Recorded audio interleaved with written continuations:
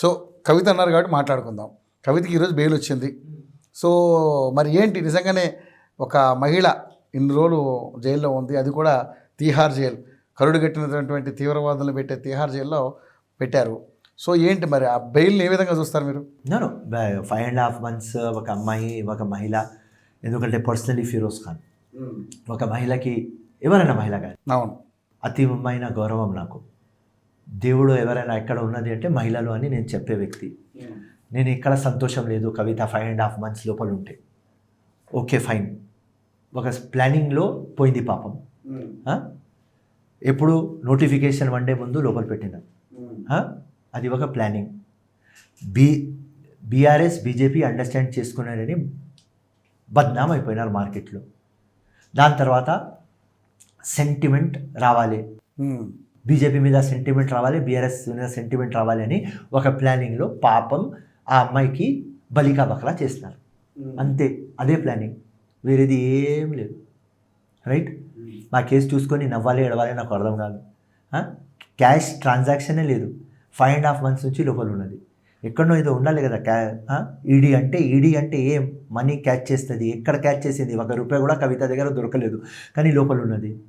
ఎందుకు అంటే మీ ఉద్దేశం ఏంటి? నిజంగానే కక్షపూరితంగా పెట్టారంటారా లేకపోతే ప్లానింగ్? బీఆర్ఎస్ బీజేపీది ఇద్దరిది స్కామ్ లో కవితకి ఏ సంబంధం లేదంటారా మీ ఉద్దేశం? ఉన్నది కానీ సింపుల్ లాజిక్ యాజ్ ఒక లా నాకు అర్థమవుతుంది కాబట్టి, చిన్నప్పటి నుంచి లా చూసినా కాబట్టి, లోవర్ కోర్ట్ నుంచి సెషన్ కానీ, డిస్ట్రిక్ట్ కోర్ట్ కానీ, హైకోర్టు కానీ, సుప్రీంకోర్టు కానీ కొద్దిగా అవగాహన ఉన్నది కాబట్టి, రైట్, ఈ కేసులో బలికా బకరా అయింది. ఎవరి కోసం? బీఆర్ఎస్ పార్టీ కోసం, బీజేపీ పార్టీ కోసం. వాళ్ళ అండర్స్టాండింగ్లో ఎంపీ ఎలక్షన్లో మనకు రావాలి సెంటిమెంట్, రైట్. పాపం బీజేపీకి ఏదో దొరికింది, 8 సీట్లు వచ్చినాయి, పాపం బీఆర్ఎస్కి రాలేదు. సో బలికా బకరా అయింది కదా.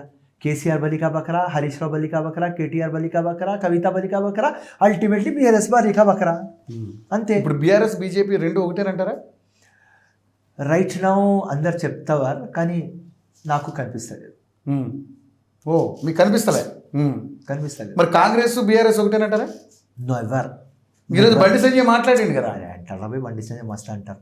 ఆయన ఒపీనియన్ ఆయన చెప్తారు, నా ఒపీనియన్ నేను చెప్తున్నా. రైట్, నేను కూడా ఎస్ రాబాయి, బీజేపీ బీఆర్ఎస్ కలిసి ఉన్నారు రాబాయి, వాళ్ళు ప్లానింగ్ చేసుకుంటున్నారు రాబాయి, ఇద్దరు కలిసి జతా కొట్టుకొని నెక్స్ట్ ఎలక్షన్లో వస్తారు రాబాయి, నేను చెప్తలేను కదా. మా ముఖ్యమంత్రి ఒపీనియన్ ఆయన చెప్తున్నారు, మా మినిస్టర్లు వాళ్ళు చెప్తున్నారు, మీరు నాకు అడుగుతున్నా, నా ఒపీనియన్ చెప్తున్నా. సింపుల్, నాకు కనిపిస్తలేదు, నాకు కనిపిస్తేనే నేను మాట్లాడతా. నేను పేపర్లు చూసుకొని, సోషల్ మీడియా చూసుకొని, టీవీలు చూసుకొని మాట్లాడ కదా తమ్ముడు. గ్రౌండ్ మీద ఉంటా, 24/7 ఉంటా. Right, that's all. ఇలా రాత్రి 11 o'clock అవుతుంది, మీరు ఇంటర్వ్యూ కోసం అడిగితే నేను ఇలా వచ్చేసినా మీ ముందు. సో కనిపిస్తలేదు, నా ఒపీనియన్.